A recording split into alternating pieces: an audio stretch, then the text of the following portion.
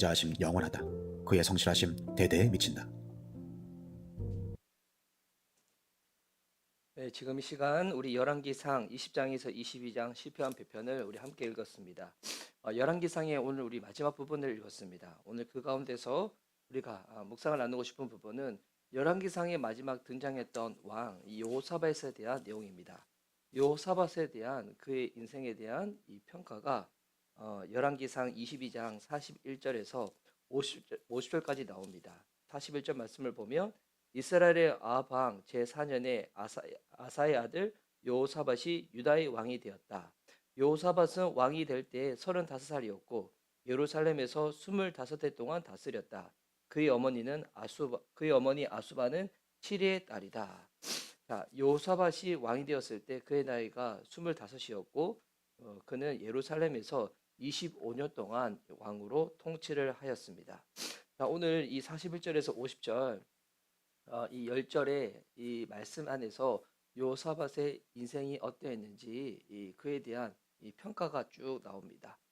그래서 뭐 모든 이야기가 담긴 건 아니지만 그의 그 인생 가운데서 왕으로서의 업적, 그리고 왕으로서의 업적뿐만이 아니라 그 가운데서도 미흡했던 부분들이 나옵니다. 이 내용을 보면 요사밧은 대부분은 좀 긍정적인 평가가 많이 있죠. 보니까 요사밧은 자기 아버지 아사가 걸어간 길에서 벗어나지 아니하였고 이런 것도 있고, 그리고 45절에 요사밧의 나머지 행적과 그가 보여준 권세와 그가 치른 전쟁에 가는 것들이 모두 유다 왕 역대지략에 기록되었다. 그는 그의 아버지 아사 시대까지 남아있던 성전 남창들을 그 땅에서 내쫓았다. 이게 보니까 성전에는 납창들도 내쫓고 보니까 좀 긍정적인 평가들이 있습니다. 근데 그 가운데서도 이번 여호사밧이 뭐 대부분 봤었을 때는 좀 이렇게 긍정적인 평가가 있지만 단 하나, 오늘 성경 보니까 단 하나라고 표현하기는 좀 그럴 수도 있지만 그가 행했던 이 부정적인 평가가 있습니다. 그것이 43절 후반절에 있는데요. 그가 산당만은 헐어버리지 않아서 백성은 여전히 산당에서 제사를 드리며 분향하였다. 자, 보니까 아버지 아서가 지적당한 것 같이 산당을 제하지 않았다는 것입니다.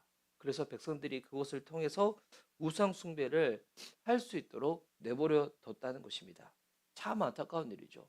대부분 참 긍정적인 평가가 많이 있는데 그 가운데서도 이렇게 온전하지 못한 모습이 있었다는 것입니다.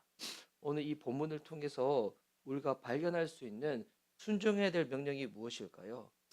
우리가 하나님 앞에서 신앙생활을 한다, 믿음을 지킨다는 것에 있어서 하나님은 우리의 이 믿음이 온전하기를 원하십니다.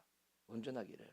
이 온전하다는 것은 만약 뭐 10가지 중에서 9가지는 잘하고 한 가지는 내가 내 마음대로 할 거야.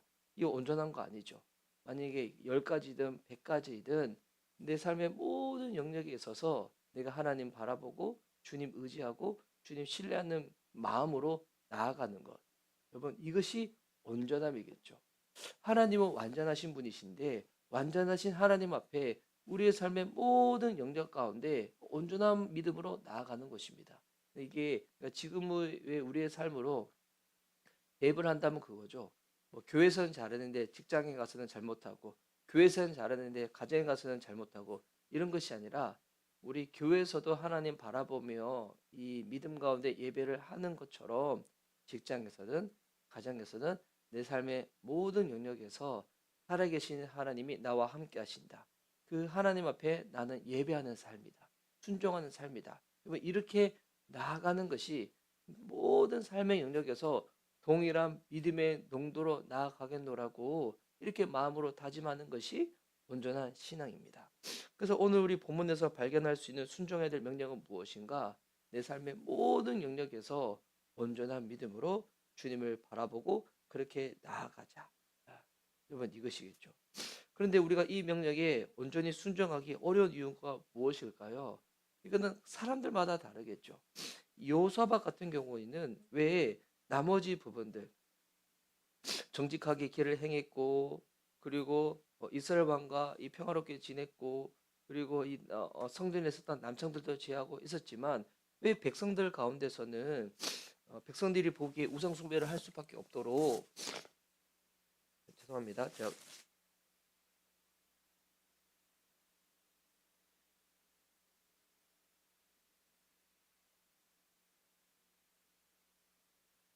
백성들이 보기에 우상 숭배할 수밖에 없도록 이 산당을 딱 놔뒀을까요? 왜냐면 이 상당을 제거해 버리면 백성들이 이 원망이 왕을 향해 가지고 향할 수 있다고 생각했기 때문에 그 상당을 뒀겠죠. 왜냐면 백성들이 신앙이 온전치 않으니까 그들이 하는 무언가에 있어서 바알신에게 제사를 드려야지 풍요롭게 된다고 생각을 한 것입니다.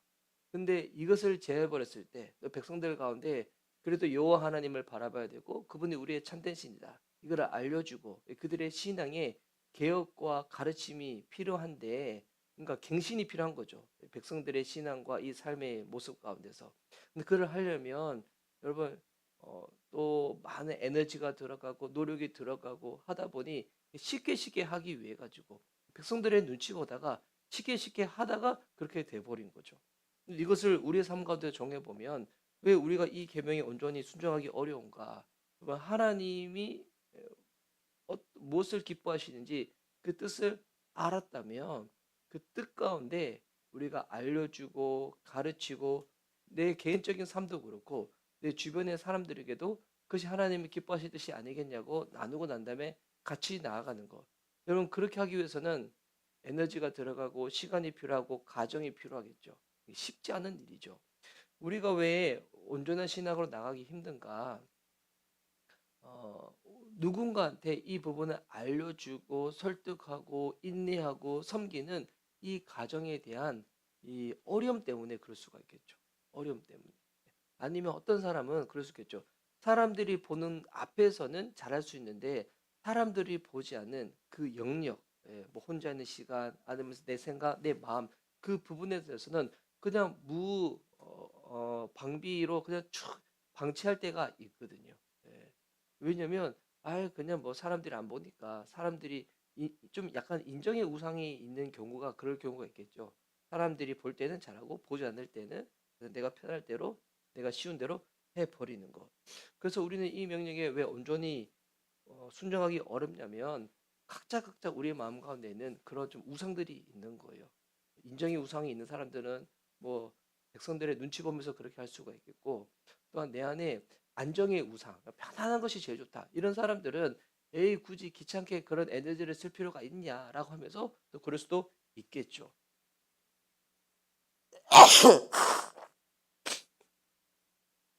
죄송합니다.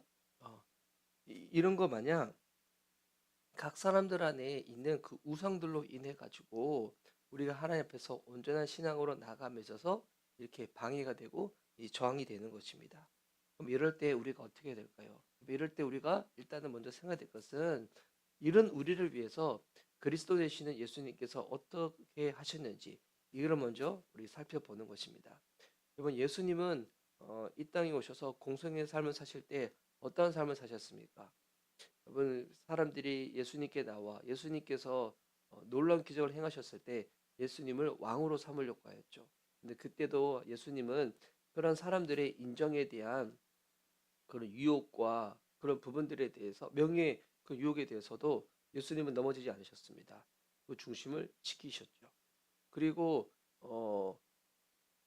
이 땅에 하나님께서 허락하신 이 온 인류를 구원하기 위하여 주님이 허락하신 길은 십자가의 그 죽음이었잖아요.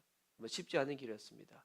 그래서 완전한 인간으로 오신 예수님도 십자가 지시기 전날 겟세마네 동산에서 정말 땀방울이 핏방울 될 때까지 그렇게 주님께 기도하셨죠. 결코 쉬운 길이 아닙니다. 그럼에도 예수님은 순종을 하셨습니다. 예수님은 편한 길이든지 사람의 인정이든지 사람이 뭐 세우고자 하는 그런 명예, 권력, 그 어떠한 그 유혹 가운데서도 마음 뺏기지 아니하시고 중심을 지켜서 하나님이 기뻐하시고 원하시는 바대로 길을 걸어가신 이 순종하신 분이십니다. 예수님은 이 명령에 온전히 순종을 하셨다는 것입니다.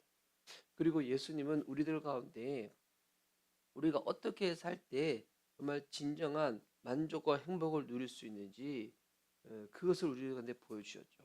예, 우리가 주님과의 관계가 회복되어지고 그 회복 안에 온전히 우리가 거할 때 하나님이 우리를 지으셨기에 우리가 하나님의 피조물 된 바로서 주님과의 관계 가운데서 온전한 만족과 기쁨을 누릴 수 있다는 것입니다.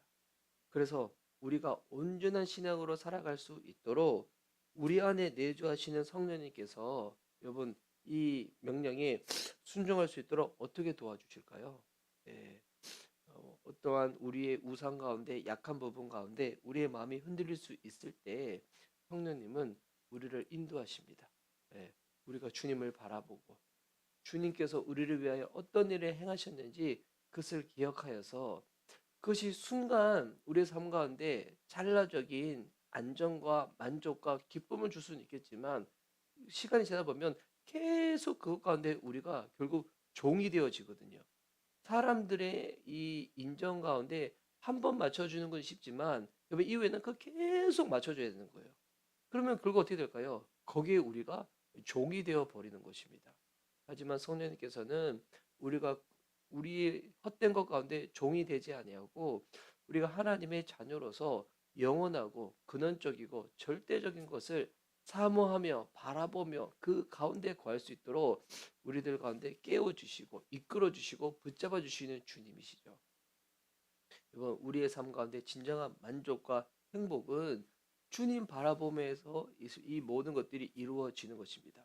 요사바 왕, 여러분 정말 대부분 영역에서는 잘했지만 백성들 앞에서 인정받고 싶은 그 부분들 아니면 편안히 가고 싶은 그 부분들에 대해서는 넘어졌던 왕이었습니다. 이제 한번 넘어지는 것이 그렇지 그 다음에는 계속 그것을 맞춰줘야 되는 거예요. 종이 되는 겁니다. 여러분 우리가 그리스도 안에 머물 때 정말 하나님의 정말 자녀로서 주님과의 그 관계 가운데서 나아갈 때만이 여러분 모든 부분에 있어서 우리가 진정한 자유와 만족을 누릴 수 있게 됩니다. 오늘도 성령께서 이끄시는 바 우리의 마음의 중심이 온전히 주님을 바라보며 나갔으면 좋겠습니다. 어, 우리 하나님께서 허락하신 그 말씀 가운데, 그 율법 가운데, 그 계명 가운데 우리는 우리의 힘으로 그것을 온전히 지킬 수가 없습니다. 하지만 우리 안에 계신 성령님 그분의 도우심을 받아 주님을 바라보며 나아갈 때 완전하신 하나님 앞에 우리의 믿음의 중심을 지켜 연약할 때도 있고 넘어질 때도 있지만 어, 삐그덕삐그덕 대면서도 우리를 날마다 새롭게 하시고 고쳐주시는 주님의 도우심으로 말미암아 우리는 주님 말씀대로 삐껴나지 않고 중심을 지켜 나아갈 수 있도록 주님 도와주실 것입니다. 오늘 그 주님 앞에 마음을 드리고 믿음으로 고백하여 주님과 함께 나아가는 살아가는 저와 여러분 될 수 있기를 예수님의 이름으로 축복하는 바입니다. 아멘. 이 시간 우리 기도 막 들고